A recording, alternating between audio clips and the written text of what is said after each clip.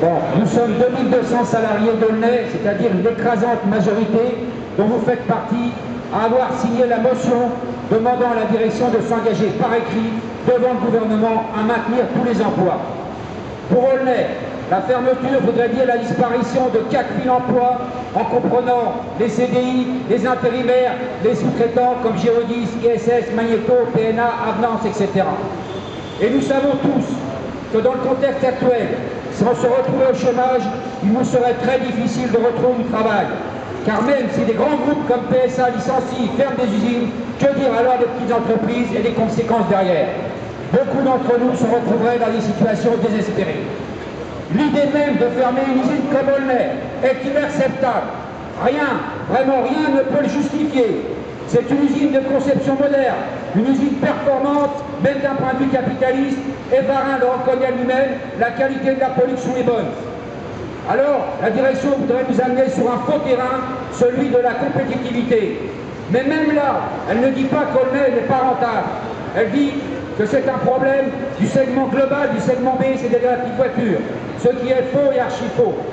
La C3 se vend bien, représente une bonne partie des membres de PSA et leur offre des marges largement suffisantes.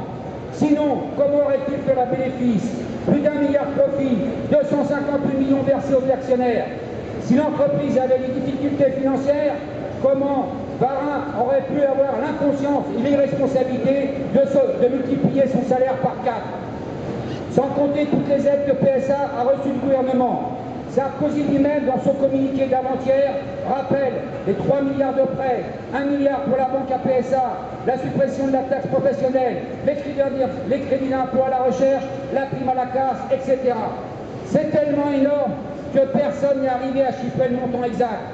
Ce qui est sûr, c'est que PSA est inondé de subventions publiques. Il n'y a donc aucun problème financier, il y a largement de quoi répartir les productions entre Poissy, Mulhouse, Aulnay et de maintenir les emplois. Mais il est clair que la direction a programmé la fermeture d'Aulnay ainsi que celle de Cévennes-Nord et Madrid.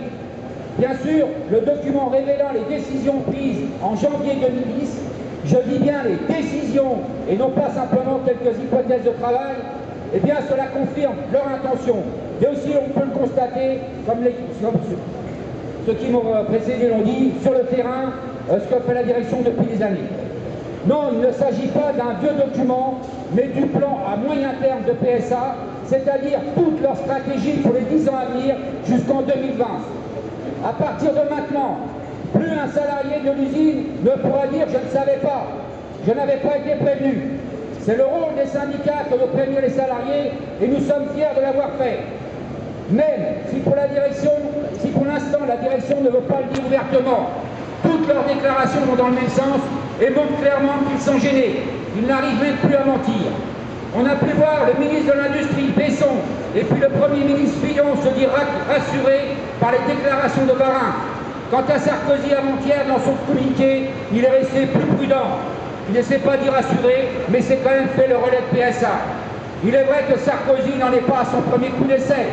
En février 2008, il avait promis aux 600 salariés d'ArcelorMittal à Gangrange qu'il ne laisserait pas fermer l'usine. Un an après, l'usine était fermée et les salariés érigeaient une stèle avec comme inscription « Ici reposent les promesses de Sarkozy ». Et pour Continental, Sarkozy avait déclaré « Ils ont pris des engagements, dans la vie on tient ses engagements, je ferai en sorte qu'ils respectent leur engagement ». Sauf que c'était des paroles en l'air. Mais au-delà de ce qu'ils disent, le premier enseignement à tirer de la montée au créneau des ministres et du président de la République, c'est que l'affaire est suffisamment importante pour qu'ils se sentent obligés de faire des déclarations. Il n'y a pas de fumée sans feu. Non, leurs déclarations ne sont pas rassurantes. Aucun salarié ne peut se sentir à l'abri. Mais puisque tous nous disent qu'on n'a pas à s'inquiéter, alors c'est simple, l'État n'a qu'à jouer son rôle de médiateur et exiger de Peugeot la signature d'un engagement.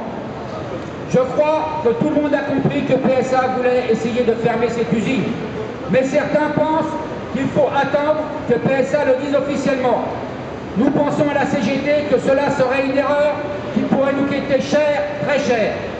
Pour l'instant, le but de PSA est clairement de gagner du temps. La direction ne prend aucun engagement écrit sur nos emplois.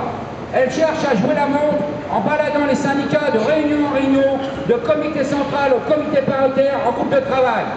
Et pendant ce temps, elle prépare, elle avance son plan. Le transfert des C3 sur Poissy, transfert des services les uns après les autres, essayer de muter le maximum de salariés pour vider l'usine petit à petit. Elle voudrait faire son coup en douce comme elle l'a fait ailleurs. Mais pour ça, il faut du temps, et elle en manque, car son plan est dévoilé. Lui laisser ce temps serait de notre part idiot et criminel. Certes, tout le monde n'est pas encore convaincu, mais il faut finir de convaincre nos camarades de travail des dangers qui nous menacent. On sait que cela représente de l'énergie, mais cela est nécessaire si on veut préserver nos emplois, et il faut le faire rapidement. Car pour mener la lutte qui est nécessaire, il faut l'unité de tous les salariés. Ce que nous avons commencé à faire par ce rassemblement, où au but, on est à peu près 500.